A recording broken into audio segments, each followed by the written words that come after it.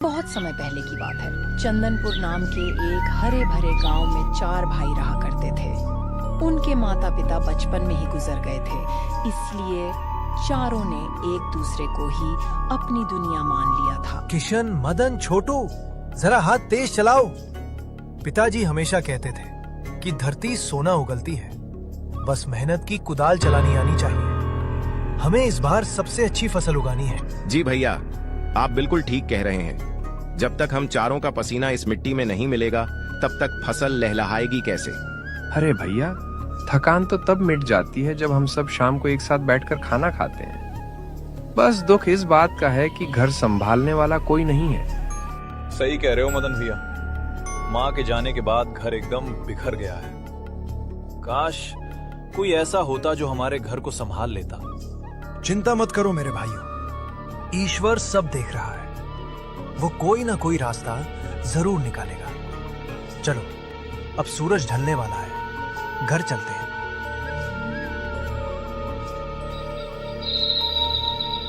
उस शाम बहुत तेज आंधी और तूफान आया।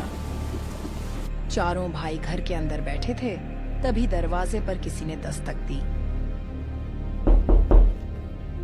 इतनी तूफानी रात में कौन हो सकता है? छोटू, जरा दरवाजा तो खोल। जी भैया, अभी देखता हूँ। दरवाजा खुलते ही सामने एक बूढ़ी बेचारी सी औरत खड़ी थी। वह बारिश में पूरी तरह भीगी हुई थी और कांप रही थी। बेटा, ओ बेटा, क्या मुझे थोड़ी देर के लिए आसरा मिल सकता है? मैं पास के गांव जा रही थी, लेकिन इस तूफान में रास्ता भटक गई हूँ। मुझे बहुत ठंड लग रही है। अरे माई, आप तो बहुत भीग गई हैं। अंदर आ जाइए, इस तूफान में बाहर रहना ठीक नहीं है। किशन, जल्दी से माई के लिए एक सूखा कपड़ा और थोड़ा गर्म पानी लाओ। जुग जुग जियो बेटो। भगवान तुम चारों की जोड़ी हमेशा सलामत रखे। तुम लोग बहुत नेक दिल हो। मेरा नाम विमला है, सब मुझे मौसी कहते हैं। मौसी जी, आप चिंता न करें। जब तक तूफान नहीं रुकता, आप यहीं रहिए। वैसे भी हमारे घर में कोई बड़ा बुजुर्ग नहीं है, हमें अच्छा लगेगा। ठीक है बेटा।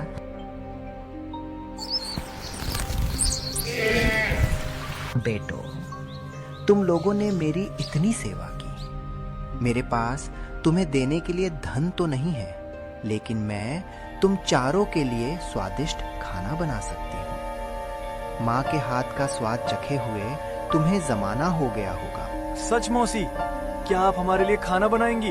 हाँ बेटा, आज से घर की जिम्मेदारी मेरी। तुम लोग बस खेती पर ध्यान दो। उस दिन के बाद से विमला मौसी उनके घर में ही रहने लगी। वह रोज तरह तरह के पकवान बनाती, घर को साफ सुथरा रखती। चारों भाई बहुत खुश थे कि उन्हें माँ जैसा प्यार मिल गया, लेकिन वे यह नहीं जानते थे कि जिसे वे मौसी समझ रहे हैं, वह दरअसल एक मायावी चुड़ैल है जो हट्टे कट्टे इंसानों की जवानी चुराकर जिंदा रहती है। उस दिन शाम को चारों भाई खेत से लौटे, हाथ मुंह धोया और खाने के लिए एक साथ बैठ गए। लो बेटो, आज मैंने खीर बनाई है। इसे खाओगे तो दिन भर की थकान मिट जाएगी। वाह मौसी, आपकी हाथ की खीर में तो जादू है। इसे खाते ही न जाने क्यों गहरी नींद आने लगती है। सही कह रहा है किशन, पिछले कुछ दिनों से मुझे भी बहुत कमजोरी महसूस हो रही है। ऐसा लगता है शरीर में ताकत ही नहीं बची। वो तो काम की थकान है बेटा। सो जाओगे तो सब ठीक हो जाएगा। खाना खाते ही चारों भाई गहरी नींद में सो गए। लेकिन अगली सुबह जब रवि की आंख खुली तो उसने देखा कि छोटू अपने बिस्तर पर नहीं है। किशन, मदन, उठो। छोटू कहाँ है? उसका बिस्तर खाली है। अरे, वो तो सुबह सुबह मेरे साथ ही सो रहा था। शायद बाहर गया होगा। नहीं भैया, मैंने बाहर देख लिया, छोटू कहीं नहीं है। मौसी जी, क्या आपने छोटू को देखा? नहीं बेटा, मैं तो अभी उठी हूँ। हाय राम, मेरा नन्हा सा बच्चा कहाँ चला गया? कहीं जंगल की तरफ तो नहीं निकल गया? हमें अभी जाकर ढूंढना होगा। मेरा दिल घबरा रहा है। तीनों भाई पागलों की तरह छोटू को ढूंढते हुए जंगल की ओर भागे। वे उसका नाम पुकारते रहे, लेकिन कोई जवाब नहीं आया। ढूंढते ढूंढते वे जंगल के बीचों बीच एक पुरानी गुफा के पास पहुंचे, जहां एक साधु महाराज तपस्या कर रहे थे। देखो, ये कोई साधु महाराज लगते हैं, ध्यान में बैठे। हाँ, लगता है तपस्या कर रहे हैं। हमें इन्हें परेशान नहीं करना चाहिए। चलो चुपचाप आगे चलते हैं, शायद छोटू कहीं और में जाए। ठहरो, आगे मत जाना, आगे मौत का साया है। महाराज, हम किसी मुसीबत में नहीं हैं। हम तो अपने छोटे भाई को ढूंढ रहे हैं। क्या आपने किसी लड़के को यहाँ देखा है? तुम्हारा भाई कहीं गया नहीं है, उसे गायब किया गया है। और ये काम किसी बाहरी का नहीं, बल्कि तुम्हारे घर में पल रही उस छाया का है। छाया? महाराज, आप पहेलियां मत बुझाइए। हमारे घर में तो सिर्फ विमला मौसी हैं जो मां समान है। मूर्खो, वो कोई मौसी नहीं, वो कंकाली है, एक मायावी राक्षसी। वो अमावस्या की रात को अपनी शक्तियां बढ़ाने के लिए तुम्हारे भाई की बलि देने वाली है। उसने तुम्हें माया जाल में फंसा रखा है। क्या मौसी एक राक्षसी है? हमें तो विश्वास ही नहीं हो रहा। महाराज, हम अपने भाई को कैसे बचाएं? उसे साधारण शस्त्रों से नहीं मारा जा सकता, वो केवल सूर्य अग्नि से मर सकती है। मेरे पास ये पवित्र भस्म है, इसे उसके ऊपर डालना होगा। लेकिन याद रहे, ये काम तुम्हें उसके असली रूप में आने के बाद ही करना होगा। हम वचन देते हैं महाराज, हम उस राक्षसी का अंत करके ही दम लेंगे। साधु महाराज से भस्म लेकर तीनों भाई वापस घर लौट आए। उन्होंने ऐसा नाटक किया जैसे उन्हें कुछ पता ही ना हो। उन्होंने मौसी से कहा कि छोटू शायद किसी रिश्तेदार के घर गया है। रात हुई और तीनों भाई सोने का नाटक करने लगे। सो मत जाना, आज रात हमें उसका पीछा करना है। साधु महाराज ने कहा था कि आधी रात को वो अपनी असली गुफा में जाएगी। जैसे ही घड़ी में 12 बजे विमला मौसी अपने बिस्तर से उठी। उसकी चाल बदल गई थी, आंखों में अजीब सी चमक थी। वह चुपचाप घर से बाहर निकली और अंधेरी रात में जंगल की ओर बढ़ने लगी। तीनों भाई, जो पहले से ही सतर्क थे, दबे पांव उसके पीछे पीछे चल दिए।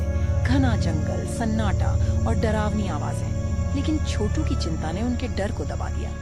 जंगल के बीचों बीच एक टूटा फूटा वीरान महल खड़ा था। महल के भीतर पहुंचते ही भाइयों के रोंगटे खड़े हो गए। हवा में छोटू एक जादुई पिंजरे में लटका हुआ था, बेहोश और निष्प्राण सा। तभी विमला मौसी ने अपना इंसानी रूप त्याग दिया और पल भर में वह एक डरावनी चुड़ैल में बदल गई। उसकी हंसी पूरे महल में गूंज उठी। आज की रात मेरी शक्ति अमर हो जाएगी। इस लड़के की बलि देने के बाद मैं बाकी तीनों भाइयों को भी खा जाऊंगी। मूर्ख इंसान मुझे मौसी समझकर सेवा करते रहे। तेरा खेल खत्म हुआ डायन। तुम लोग, तुम यहाँ कैसे आए? तुम्हें तो गहरी नींद में होना चाहिए था। हम तेरी खीर का सच जान गए थे। हमारे भाई को छोड़ दे, वरना तेरे लिए अच्छा नहीं होगा। तुम मामूली कीड़े मकोड़े मेरा क्या बिगाड़ लोगे? मैं तुम्हें अभी भस्म कर देती हूँ। राक्षसी ने अपनी आंखों से आग निकालनी चाहिए और भाइयों पर हमला किया। मदन ने पास पड़ी एक भारी जंजीर उठाकर राक्षसी के पैरों पर दे मारी, जिससे वह लड़खड़ा गई। भैया, अभी मौका है, डालिए भस्म।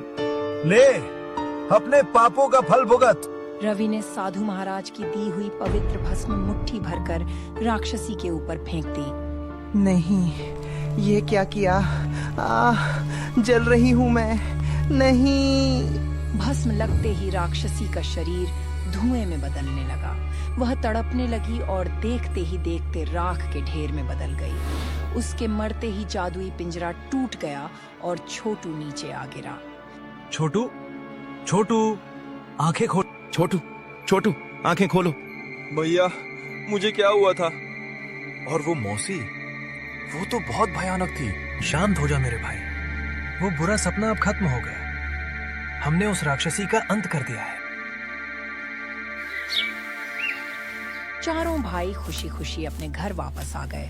उन्होंने उस दिन एक सबक सीखा कि किसी अनजान पर इतनी जल्दी और इतना गहरा भरोसा नहीं करना चाहिए।